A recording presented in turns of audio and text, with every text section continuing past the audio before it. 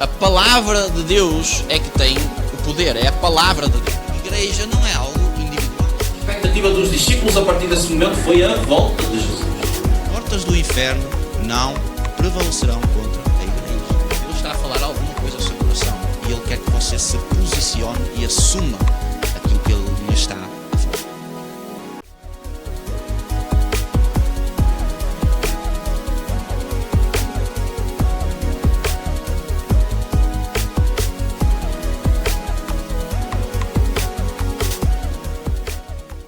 Amém. Não, só declarar e orar mesmo que o Senhor nos abençoe, nos lidere, né, e vá na nossa frente nesse tempo com a sua direção, com as suas ideias, aquilo que Ele realmente deseja que a gente fale, né, e que isso possa alcançar o espírito, a alma de cada irmão, de cada pessoa que está conosco. E também uma grande alegria de poder revê-lo e rever alguns dos irmãos que estão querendo também continuar esse tema, esses assuntos que começamos. Será um prazer. É verdade, nós tivemos um tempo muito bom e também o feedback que eu tive da igreja aqui, dos irmãos que estiveram comigo, aliás, connosco, a ver a live, todos foram muito edificados também e ficaram entusiasmados pelo facto de a gente voltar a estar a fazer uma live juntos para receberem também mais daquilo que Deus tem depositado no nosso coração ao longo destes tempos. E, apóstolo, eu vou-lhe pedir para você iniciar com uma oração. Parece bem? Amém. Amém. Pai, nós agradecemos porque Tu és nosso Deus e és tudo para nós, a Tua revelação. Nós chamamos o Teu governo, Tu és a pessoa mais importante aqui, e nós Te adoramos e pedimos que o Senhor nos proteja nessa sala virtual, nos lidere nessa sala virtual enquanto falamos e continue conosco. Nós confiamos no Teu plano melhor para nós e que cada pessoa ouça a sua porção hoje, seja fortalecida em fazer a Tua vontade. Em nome de Jesus. Amém. Amém. Glória a Deus.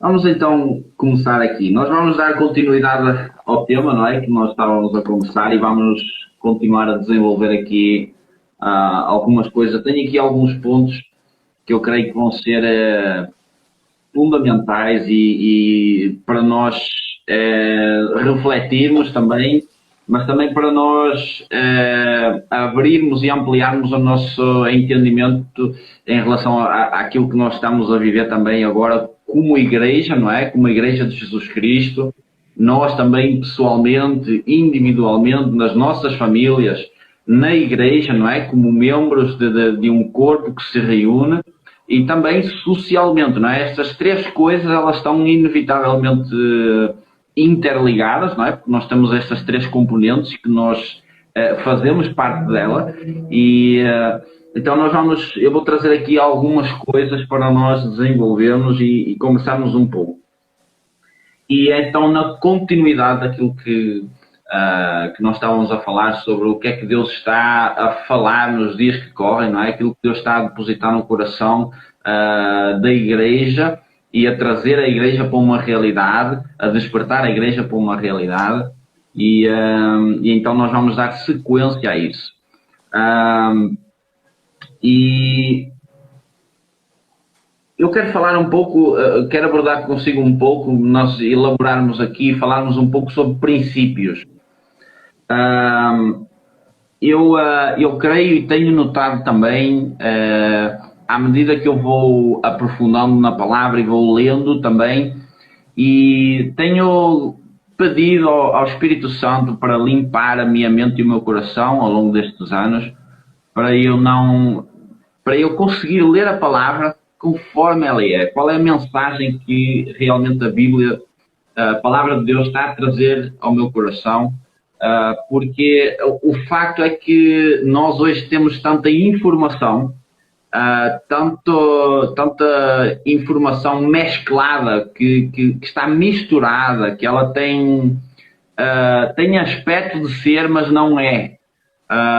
E é um tipo de ensino, de pregação, de linguagem que nos insere num sistema e nós acabamos entrando nesse sistema e permanecemos debaixo desse sistema. E temos depois, então, dificuldade em perceber o que realmente está nas Escrituras, não é?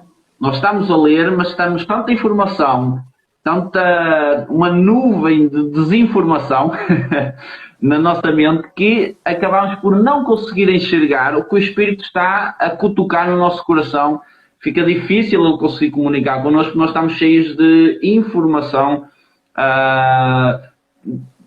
teologias, diferentes teologias, depois a quantidade de informação que nós estamos expostos, então fica mesmo muito difícil nós fazermos uma triagem real e nós entendermos, digamos assim, a base e a nata da palavra de Deus, os ensinamentos de Jesus Cristo, a sequência dos ensinamentos. Então, é nesta base que quero alongar um pouco este tema aqui consigo, falando de princípios. E quero trazer aqui a ideia que tem estado no meu coração já há algum tempo e que vai ser, então, este arranque para nós. E na questão dos princípios, eu entendo e vejo, e Deus tem colocado essa mensagem no meu coração. Existe uma tendência de pregarmos sobre o ide por todas as nações e pregai o Evangelho. Que de facto é uma verdade, é um mandamento de Jesus Cristo, mas algo que Deus despertou no meu coração foi para o facto de que esse mandamento foi dado em Mateus capítulo 28, não é? Mateus capítulo 28, então Jesus dá essa informação, dá este mandamento, aliás, aos discípulos, para eles irem pelas nações.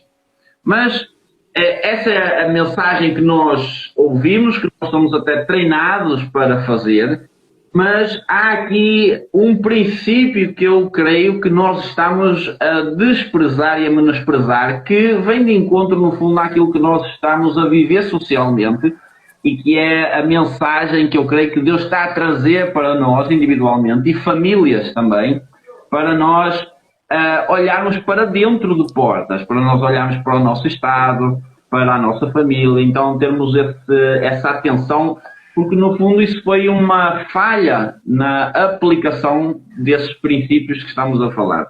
Então o que acontece é que nós vemos o ide por todas as nações em Mateus 28, mas estamos a menosprezar a parte que está em Mateus capítulo 10, que diz não vão aos samaritanos, nem aos pagãos, não é? Aos povos pagãos, mas de preferência às ovelhas perdidas da casa de Israel. Então, antes do ir pelas nações, veio um mandamento para irem às ovelhas perdidas da casa de Israel. Ou seja, primeiro havia uma geografia e um mandamento para olhar para dentro de portas, para estarem a olhar para aquela geografia. E só depois de eles terem recebido o Espírito Santo, só depois da morte e ressurreição de Jesus, daquela experiência forte que eles tiveram, incluindo a experiência do apóstolo Pedro, só nessa altura é que aconteceu o ide por todas as nações. Então, eu vejo aqui nessas duas situações, aplicando a nossa realidade, eu vejo aqui uma clara falha da igreja a pregar a palavra de Deus e sem ensinar, ou melhor, passar por cima de princípios, e agora nós estamos a ter o resultado daquilo que nós fizemos, que nós fomos pela fé, mas há os princípios que nós esquecemos e agora estamos a ser forçados a adotar esses princípios e a começar por esses princípios. Uhum. Sim. Então, o mandamento do Senhor aí nesse texto de Mateus 28 é muito claro, né? As coisas começam em Jerusalém, Judeia, Samaria e até os confins da terra, né? Então, o reino começa localmente, né? O anúncio da mensagem do reino deve começar localmente, e localmente fala-se na casa, né? A família é esse lugar onde a gente compartilha a fé em primeiro lugar, e essa fé, como um legado, precisa ser passado aos filhos e aos netos, né? Deus é um Deus de gerações, né? Abraão, Isaac, Jacó, e eles trabalharam internamente isso, e o próprio Jesus, nessa estratégia que você citou, a estratégia ministerial de Jesus, ele teve o período só para Israel, só para casa, né? E ele lidou com a casa, ele priorizou a casa, ele foi a essas ovelhas perdidas. Então, eu observo no mandamento do Senhor essa clareza, tanto em Jerusalém, como em Judeia, Samaria e até os confins da terra. Então, hoje, a orientação que o Senhor tem, a estratégia que ele tem para nós, começa em casa. E deve ser sempre em todas as áreas, inclusive globalmente. Então, a visão do reino é algo que começa em casa e começa localmente, mas ela deve ser paralelamente, né, na região, né, na nação e nas nações. Eu creio que a igreja, como um todo, ela deve ter essa visão, né, e aplicar essa visão. Ela nunca deve se restringir só ao local, ou nunca deve se voltar só à sua região, ou à sua Samaria, à sua Judéia, sem olhar o seu local, ou se mover para outras nações sem olhar o seu local. Ela precisa ter esses três campos, né, bem claros, e se observar, se ocupar em que haja testemunho local, regional, nacional e transnacional, né? Claro, com certeza. É exatamente esse progresso. E eu creio que realmente essa parte de nós vincarmos a necessidade de começar localmente, eu creio que essa noção ela foi pouco transmitida, foi pouco trabalhada. Não sei se concorda com isso. Na verdade, as nações têm experiências diferentes, né? No nosso país, nós tivemos muito isso sobre trabalhar o evangelho em casa. Quando vem os moveres de missões, então começa a se olhar muito para fora. Mas eu vejo a luta, os ciclos que acontecem na vida da igreja. Então, aqui no Brasil, por exemplo, a gente é muito estimulado a evangelizar, né? Nós crescemos com uma ênfase evangelística muito forte, né? E nós tivemos a igreja pentecostal, ela trouxe isso muito intensamente, mas também as igrejas históricas, no seu começo, trabalharam muito isso, né? Mas também veio junto, tanto com a histórica quanto com a pentecostal, vieram os desafios missionários. Então a gente sempre teve essa coisa de ir às nações, né? Então na nossa cultura tem muito isso. Mas em determinados momentos as pessoas queriam ir às nações sem ter cuidado da sua casa, né? Sem ter feito a tarefa de casa. Então, nesse sentido de ver todas as ênfases ao mesmo tempo atuando, é que nós temos sofrido. Eu creio que isso em todas as nações a gente sofre. A gente às vezes quer só ver o local, ou só ver a região, ou só ver as nações. Nós precisamos ver os três ao mesmo tempo, orar pelos três, desejar que os três avancem, que essas áreas avancem em conhecer o Senhor, que haja missionários enviados, os campos sejam observados. Eu vejo o Espírito Santo muito preocupado com essa ênfase sobre ver os campos brancos para colheita. Existe uma colheita local agora, existe uma colheita regional, existe uma colheita nacional, existe uma colheita global. E existem sempre, globalmente, aqueles que já foram e eles precisam ser suportados, no sentido de receberem apoio, oração, investimento, né? Os métodos que chegaram na vida da igreja, eles causaram um pouco de confusão nisso, aqui no Brasil. Aqui no Brasil nós tivemos muitos métodos que vieram e os métodos trabalharam muito internamente, ou tanto local quanto regional e até nacional, mas internacional, as nações, isso foi muito pouco, né? E agora nós estamos retornando nisso, de falar nas nações, de apoiar os missionários, de que as igrejas orem por missões, que elas vejam os campos internacionais.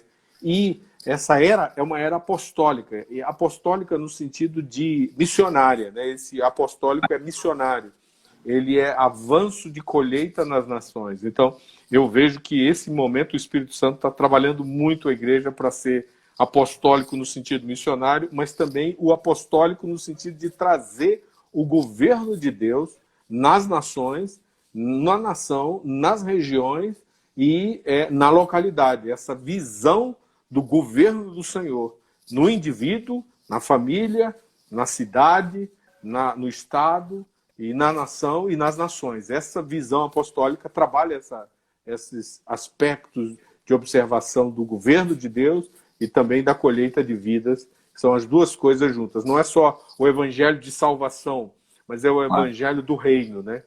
O evangelho que traz o governo. Exato. E nós aqui, como o senhor deve saber, com certeza, que nós aqui em Portugal também absorvemos muito daquilo que é a ação missionária do Brasil, não é? Aqui na nossa nação, e recebemos também muita influência dos irmãos, dos missionários, não é? Que no fundo são os enviados de Jesus, são os apóstolos que são enviados para cá com visão de trazer o reino cá, e nós temos recebido muitas pessoas do Brasil, e essa visão também tem nesses sentidos que você falou, ela também está a ser implementada aqui, mas depois há tendências que se formam, não é? E nós acabamos por ser influenciados por isso e acabamos por chegar ao ponto de menosprezar outras áreas que são fundamentais, e que eu creio que estes dias são dias para nós despertarmos precisamente para nós vermos as faces diferentes que nós não víamos até aqui. Coisas que estavam bloqueadas, focámos muito talvez ou em salvação, ou em evangelização, ou ir para as nações.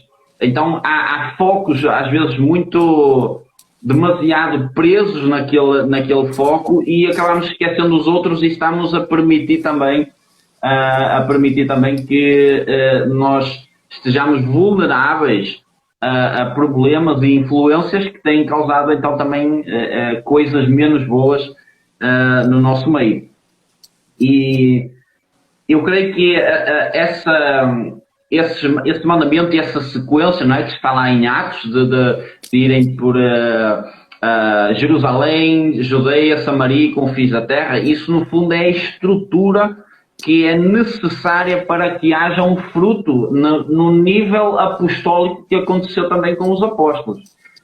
O facto dos apóstolos terem passado por aqueles processos com Jesus e terem entendido também algo fundamental, que eu creio que o nosso discernimento não está apurado para esse nível, que é de nós entendermos, assim como os apóstolos, que quando Jesus mandou ir às ovelhas perdidas da casa de Israel, era um tempo e uma forma e uma realidade para aquele tempo, para aquele mandamento. E passado aquele tempo todo, não é? A morte e a ressurreição de Jesus, toda aquela experiência, já aquele clímax de ensino, não é? Aquela intensidade de ensino já tinha passado. Então eles estavam num novo tempo, e eles precisavam de estar sensíveis àquilo que o mestre estava a falar, para eles aplicarem daquela forma, aplicarem aquilo que Jesus estava a dizer agora. Havia coisas que eram parecidas, como o curar os enfermos, o expulsar demónios, ressuscitar mortos. Havia mandamentos, havia situações idênticas àquilo que era no passado, mas era um tempo já diferente, era um novo patamar de entendimento, de conhecimento, de maturidade, e eu creio que essa estrutura, não é? É o que vai levar a um evangelho realmente eficaz, que vai ter em consideração todos os elementos de Jesus Cristo, a dependência do Espírito Santo para podermos também aplicar os tempos que nós estamos a viver e aquilo que o Espírito Santo quer trazer. Porque creio que o Espírito Santo foi de tal forma sufocado que ele quer trazer algo novo, mas nós estamos tão mecanizados que não estamos a permitir que haja um fluxo do Espírito Santo, do testemunho do Espírito Santo, da voz do Espírito Santo, para nos levar para um novo tempo. Nós temos muita tendência de estar presos a uma coisa, a uma forma de estar, digamos assim, a uma zona de conforto. E eu creio que a igreja entrou num período de muita sonolência nesse sentido, de não discernir os tempos diferentes. Sim. A experiência apostólica de Paulo, por exemplo, ela é bem marcada por isso. Quando lá em Atos capítulo 16, ele sai da base dele, da base apostólica, a cidade onde ele estava com base apostólica, né? E aquela igreja, especificamente, diz no capítulo 16, verso 6, e passando pela Frígia, pela província da Galácia, foram impedidos pelo Espírito Santo de anunciar a palavra na Ásia, né?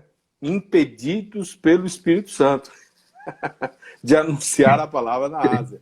E quando chegaram a Mísia, intentavam ir para Bitínia, mas o Espírito Santo também não permitiu. Geralmente a gente não lê esses versículos aqui. E tendo passado por Mísia, desceram a Troade. E Paulo teve de noite uma visão, verso 9, né? Em que se apresentou um homem da Macedônia e lhe rogou, dizendo, passa a Macedônia e ajuda-nos. Então, a liderança apostólica de Paulo e a equipe, eles estavam atentos ao Espírito Santo. Essa dependência do Espírito Santo, essa dependência de Deus é fundamental, é um fundamento realmente, é um fundamento apostólico, né? Nós precisamos deixar o Espírito guiar. Saímos, às vezes, em missão, e eu já tive essa experiência também, várias vezes. Na minha cabeça, o lugar era aquele, mas antes de chegar lá, o Senhor deixou bem claro qual era a direção, e Ele me levou exatamente para esse lugar de dependência. E Ele quer hoje que a igreja seja assim, flexível, flexível, para ouvir a voz do Espírito Santo e obedecer.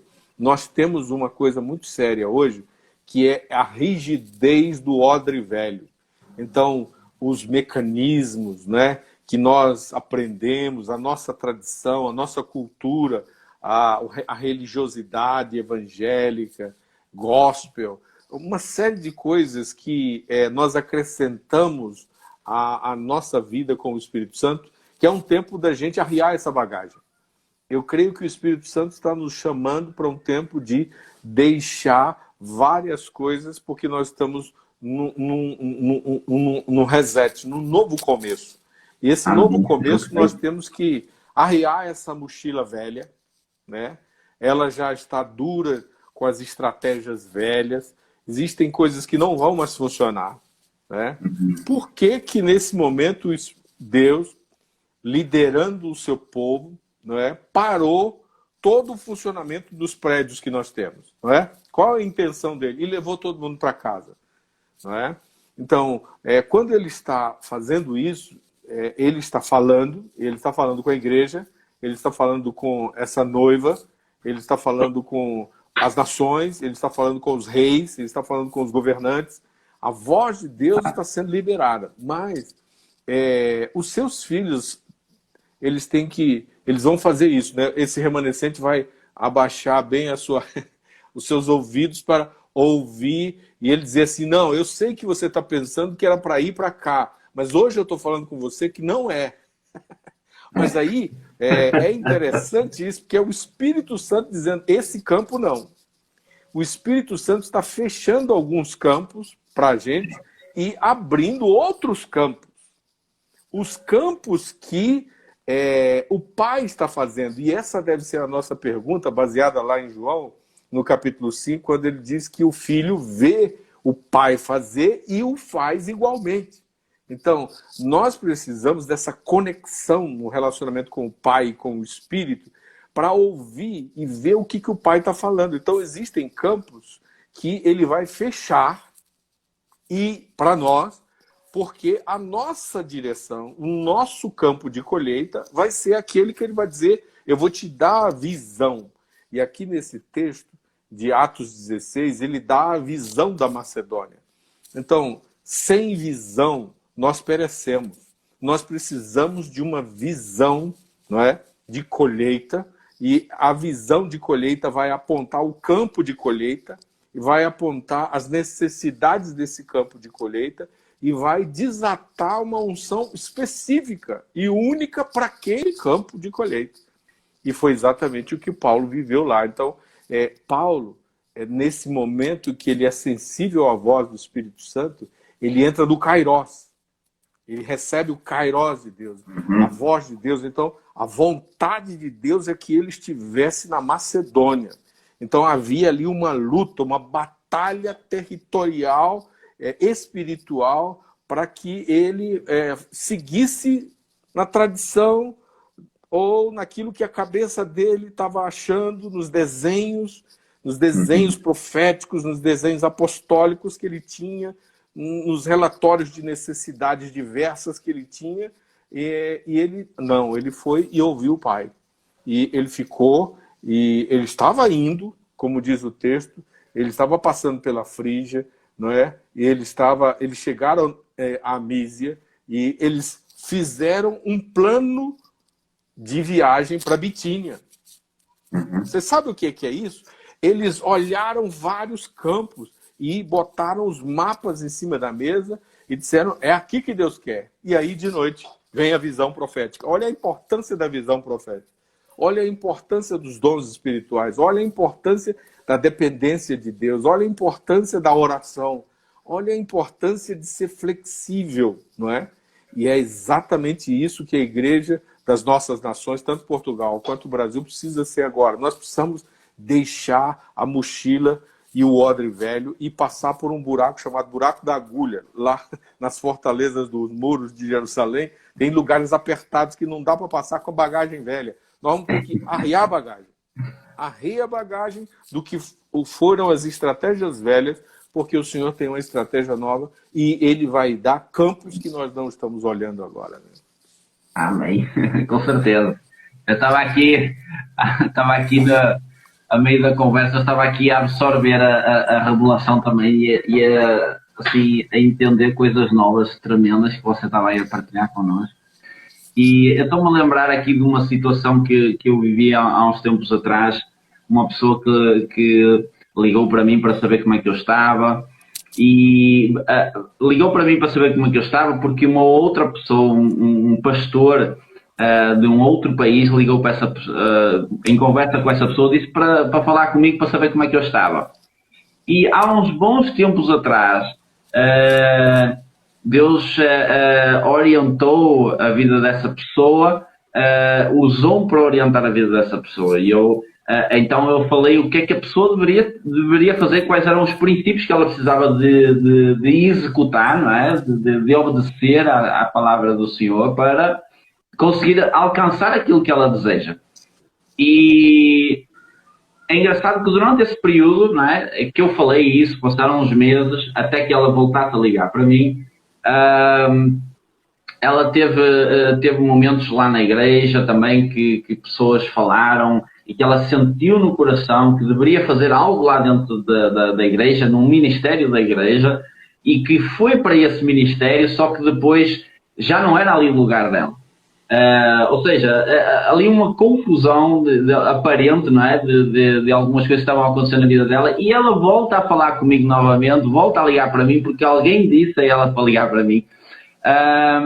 E o que acontece é que essa pessoa foi novamente redirecionada para falar comigo, porque Deus já me tinha usado para falar com aquela pessoa, a dizer, olha, tu precisas de fazer isto, este é o caminho. Então a pessoa começou a falar e de repente o Espírito Santo ministrou isso claramente ao meu coração. eu voltei a dizer à pessoa, você está novamente a falar comigo porque você simplesmente ainda não entendeu aquilo que já foi falado. Então é um pouco aquilo que aconteceu também à semelhança do que aconteceu com o apóstolo Paulo, é que a pessoa vai numa direção, não é? Isso acontece connosco, aconteceu comigo também, e eu estou suscetível a isso, de eu ir numa direção e Deus me direcionar para aquela direção também, me impulsionar para lá, mas para chegar ali àquele lugar e dizer, olha, não é aqui, agora é para um outro lugar. A questão é que às vezes nós precisamos estar sensíveis para ir nessa direção também e estar, nós sermos moldáveis e maleáveis para quando chegarmos lá onde Deus disse que era para nós irmos, nós ouvirmos novamente a voz do Senhor para ir para uma outra direção. É como eu querer ir daqui para o Porto, eu estou em Braga e eu vou daqui para o Porto porque Deus me mandou ir para o Porto, mas quando eu chego ao Porto, Deus envia lá alguém para falar comigo e dizer, olha, o teu lugar não é aqui, é lá em Lisboa, então eu vou ter que ir para Lisboa. Só que se eu pego na palavra para dizer, não, Deus mandou vir para o Porto, eu fico lá. E é nesse tipo de coisas práticas que na maioria nós estacionamos. Ok, Deus mandou, então, por exemplo, os líderes, eu vou abrir uma igreja, abrem a igreja e fica ali naquela mecânica, não sai daquilo. Se o Espírito Santo disser assim, olha, agora já não é para estares aqui, é para sair daqui e ir para um outro lugar, a pessoa por circunstâncias financeiras, por questões de influência, por questões de vida confortável, a pessoa não vai querer mais ouvir o Espírito Santo. Exatamente. O apóstolo Paulo, nesse caso, ele passa por essa experiência de ficar vulnerável ao Senhor, ao Pai, à voz do Pai. E isso é um lugar de humildade. Esse é um lugar de humilhação, de dependência, né? E Deus está chamando o seu povo, a sua igreja, para isso agora, porque, na verdade, nosso povo e o seu povo, nós temos um desenho na cabeça sobre igreja, sobre funcionamento, sobre culto, sobre religião. E Deus é maior do que esse desenho que a gente tem. O evangelho é maior do que isso, é além disso. Então, ele está dizendo, pega o que você tem na sua cabeça, né, e coloca aqui na mesa e me entrega. Porque eu posso fazer com você totalmente diferente nos próximos anos, né, do que fiz até agora. Né? Fiz até agora. Essa crise que a igreja vai passar agora, ela precisa dela. Essa crise de ver Deus funcionando de um jeito que eles nunca viram. A unção, o Espírito guiando, ouvir, eles mesmos se colocando vulneráveis, né? Saindo do seu lugar de conforto, como você falou, e se expondo a uma situação, meu Deus, o que é isso? Né? Mas eu creio que agora aí, ele está falando com muitos filhos dele, que talvez alguns estão nessa live, que são exatamente pessoas que ele está dando direções, ele está enviando mensageiros. Eu me lembro de Atos 10, né? Eu me lembrei e abri aqui em Atos 10 a situação de Cornélio, o centurião, né? E a experiência de Cornélio, que era alguém que estava num processo de descoberta, e aí Deus fez uma conexão com Pedro. Mas tudo foi através da oração e das visões que Deus foi dando, não é? E sonhos que aconteceram, e aí aquela conexão aconteceu. Então agora é um tempo de muitas conexões, onde as coisas vão funcionar muito organicamente. Então aqui, no capítulo 10, você não encontra prédios, você não encontra instituições, você não encontra uma ONG. Ninguém convidou ninguém para ir lá pregar. Você não encontra isso aí. Isso aqui é um odre novo, não é? Mas por quê? Claro. Eles estão numa região, né, Cesareia, em Israel. E havia toda a centralidade de Jerusalém, o funcionamento, o altar do Senhor que existe lá. Mas o Senhor está falando com esse camarada gentil chamado Cornélio, que é da corte italiana. Ele é um romano, o Espírito Santo está trabalhando com ele lá dentro e está construindo uma conexão apostólica com ele, com Pedro, né? E Pedro tem que vencer a sua tradição religiosa, como um judeu. Seria a última pessoa que ele se lembraria para ir à casa dele. Você está entendendo?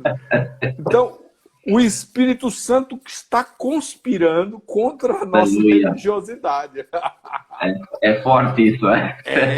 Isso é verdade. Então, Deus está armando para derrubar a minha e Aleluia. a sua religiosidade. Glória a Deus. É isso mesmo. Nós precisamos nos render ao Espírito Santo. Nós precisamos muito nos render ao Espírito Santo. Glória ao nome do Porque Senhor. existem pessoas que estão esperando a verdade do Senhor. Essas pessoas, elas vão ser guiadas pelo Senhor para encontrar com outras pessoas. Então, anote bem isso. Conexões, oração. Oração que leva a conexões. Conexões que levam ao Evangelho do Reino. Não é? Conexões que passam por vida de oração organizada. Que Pedro tinha vida de oração organizada e Cornélio também. E olha que Cornélio ainda nem era uma pessoa que tinha ouvido todo o Evangelho do Reino, mas ele já tinha uma vida de oração. E essa vida de oração foi que encheu a medida para que ele tivesse essa conexão. Então, oração enche medida para construir conexões no reino. E eu vejo agora a igreja indo muito para isso, porque isso foi o começo. E a gente, no fim, sempre repete o começo. A igreja vai repetir muita coisa agora do que aconteceu no começo da igreja. Por quê? Porque aquele é o desenho original. Aquela foi a experiência, claro, daqueles irmãos, mas os princípios, o modo de agir, a operação do reino de Deus, a sabedoria de Deus, ela vai se repetir. E eu creio que essa flexibilidade, ele está chamando agora esse remanescente que está nessa live aqui, para dizer, olha, joga o odre velho fora, vamos atrás de um odre novo, flexível, que tem vinho novo. O vinho novo tem um cheiro novo, o vinho novo tem um sabor novo. Libera a voz de Deus aí, aleluia. Amém, glória a Deus. A liberar é o fogo.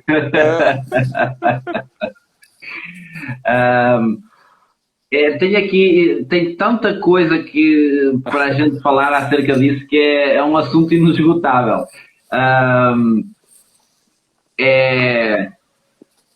Eu vejo assim que o facto de nós estamos a ser forçados à oração, nós estamos num momento diferente, foi-nos tirado a zona de conforto e nós estamos a ser prensados, estamos a ser forçados à oração, precisamente para buscar essa orientação do Espírito para estes dias. E eu creio também que estes princípios que estão a ser restabelecidos geograficamente, os princípios da oração, da busca incessante por Deus, é aquilo que vai ativar o tão aclamado avivamento, não é? Porque vai colocar a igreja na posição para que essa unção possa descer do céu para fluir através de nós aqui. Eu lembro da passagem de 2 Crônicas na inauguração do templo de Salomão, quando a nuvem de Deus desceu naquele lugar e os sacerdotes não conseguiam ministrar. Mas é interessante nós olharmos ali que havia uma expectativa daquilo que ia acontecer, daquilo que eles estavam a fazer, e havia uma ordem nas coisas. Toda a gente estava a tocar os instrumentos em uníssono, ou seja, havia uma sequência e uma ordem que estava estabelecida por Deus, ela estava a ser obedecida, ela estava a ser feita, e a glória desceu lá naquele lugar. E eu creio que nos dias que nós estamos a viver, Deus está-nos a forçar, está-nos a colocar numa posição de filhos reverentes ao Senhor, porque o Senhor quer ser cultuado novamente, quer ser adorado novamente, genuinamente, e esse alinhamento com a mente de Deus, com os princípios de Deus que estão a ser recuperados agora através disto, vai ser aquilo que vai abrir o fluxo da unção novamente, eu creio, para as nações todas também. E é verdade. As nações todas, nesse momento, nós entendemos que a gente está sendo chamado por Deus para acordar, despertar. Desperta tu que dormes. É a palavra lá de Efésios para a igreja. E Cristo te iluminará, né?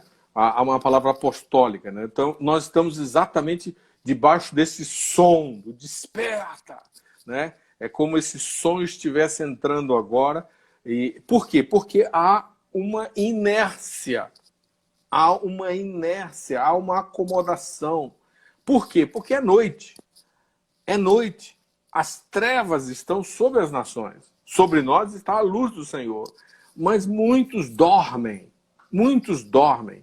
Dormem na religiosidade, dormem em toda essa situação de se conformar com o mundo, né?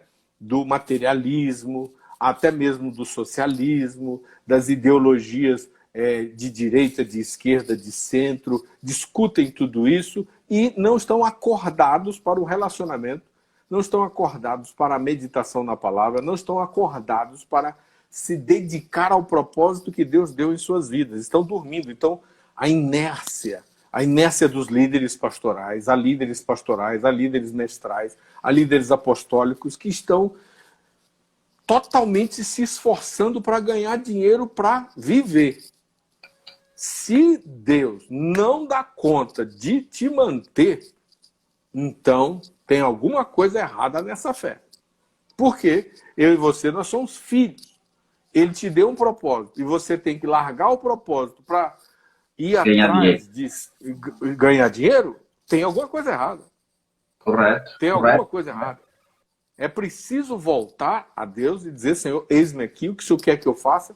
Se o que o Senhor quer que você faça envolve um trabalho, não tem problema. Isso é bênção. Paulo foi um construtor de tendas, né? Ele era tipo um homem que trabalhava, fazia negócios, mas o seu objetivo era o reino. E ele tinha negócios para o reino. Isso é muito, mas muito importante. Porém, qual é o propósito de cada um? Qual é o seu propósito? O que Deus te chamou para fazer? Então, volte-se para isso.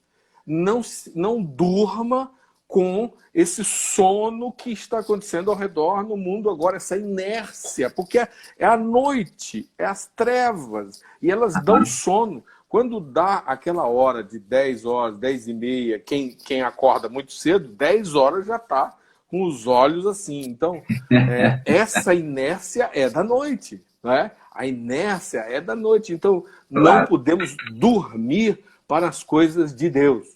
Nós não podemos dormir para os propósitos de Deus, para os interesses de Deus, para a vontade de Deus. Então, eu vejo que, principalmente, onde há muita riqueza, e essa riqueza funciona como uma dançarina, sabe?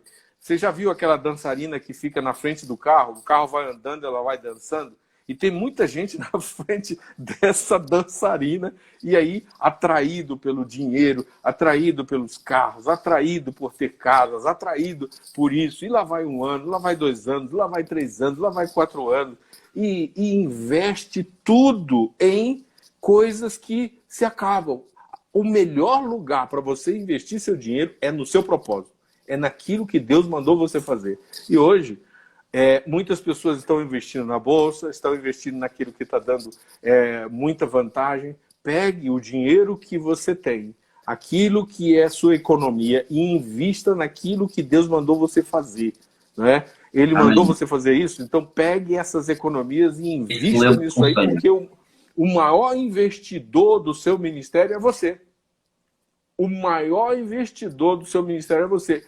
Sabe por quê? Porque Deus faz o dinheiro chegar a você para que você priorize o que Deus mandou. O reino, não é? O dom de cuidado. É correto, excelente. Isso é um conselho excelente para mim e para toda a gente que está a ouvir.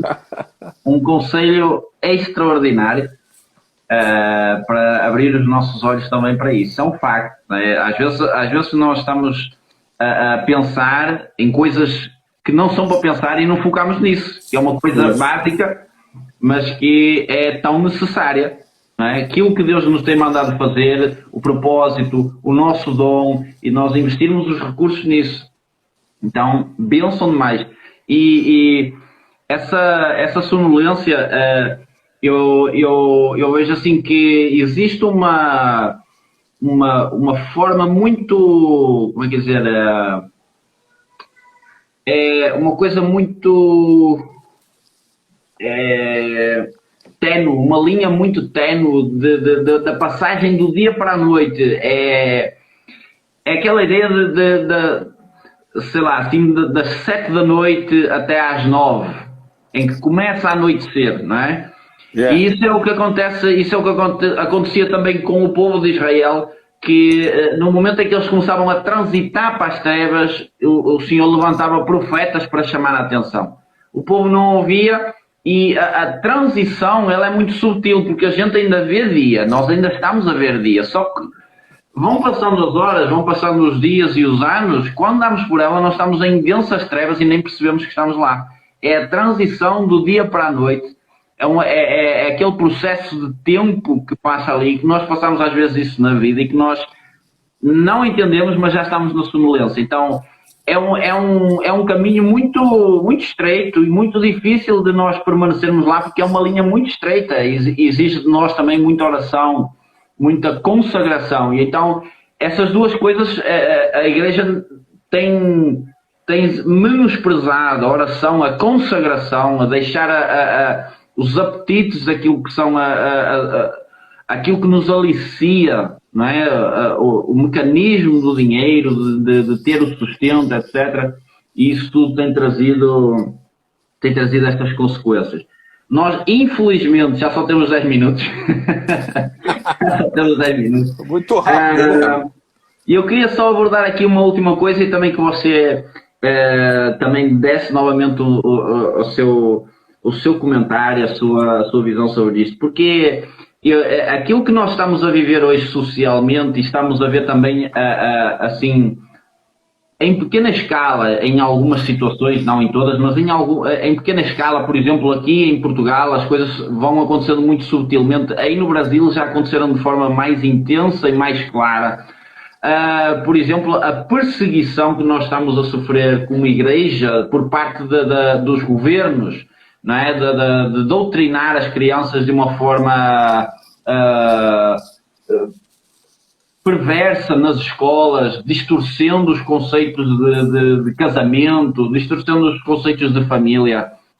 E eu vejo assim que nós estamos como igreja, falando como igreja, nós estamos a colher aquilo que nós plantamos. Nós permitimos a corrupção entrar dentro dos nossos lares, dentro das nossas igrejas. E então nós estamos a sofrer agora aquilo que nós semeamos. Nós semeamos corrupção na casa do Senhor, semeamos corrupção dentro do nosso coração. E agora aquilo que nós semeamos está a vir contra nós. Sim. Nós fomos chamados para viver num tempo desafiador, não é? A igreja do século XXI é uma igreja que enfrenta uma realidade que foi muito parecida com alguns momentos que a igreja viveu depois que Cristo foi para o céu, né? Depois da sua primeira vinda, depois que ele foi levado. Então, a igreja passou por momentos parecidos, alguns momentos. Nós estamos num momento onde essa mentalidade anticristo, ela está manifesta e crescendo, não é? Porque existe uma mão invisível desse anticristo, não a pessoa, mas o sistema, não é? Até que a pessoa apareça, primeiro vem a implantação do sistema. Então, nós estamos vivendo um momento de implantação do sistema, porque ele tem uma autorização bíblica para isso. Porém, nossos olhos não devem ser focados nisso, na implantação do sistema. Nós devemos vigiar o sistema sendo implantado e operar no governo do reino de Deus, né? Que é exatamente conforme a Escritura diz, e trazer esse governo para cá agora. Então, a proporção que nós estamos acordados para as coisas de Deus é que nós vamos percebendo o que está acontecendo. Então, de certa maneira, é interessante o que está acontecendo agora, porque Deus está nos chamando para voltar naquilo que nós pegamos caminhos errados e nos posicionar corretamente. Por exemplo, a partir de agora, o mundo vai funcionar muito mais no sistema virtual. Muito mais. Aqui no Brasil, as aulas públicas serão, até o final do ano, todas virtuais. Então, essa definição vai treinar toda essa geração para operar virtualmente. Então, nós precisamos nos preparar para ter muito mais distância do presencial. Como vai ser essa igreja tão fortemente virtual? Como vai ser essa igreja tão distante presencial? Como vai funcionar? Então, aí nós temos que voltar para casa, voltar para a família. Então, por que nós temos que aprender a ensinar nossos filhos e a passar a fé em casa? E a voltar a esses valores onde a mesa familiar define as coisas e não qualquer outro lugar? Porque esse vai ser o sistema principal que a igreja vai ter de usar a vida familiar para equipar os santos para a obra do ministério. Então, eu, por exemplo, ministro, você vai ter que entrar virtualmente, habilitar os pais e mães para funcionarem na casa. Por quê? Porque talvez você não tenha prédio para reunir, talvez venha outra pandemia como essa, na guerra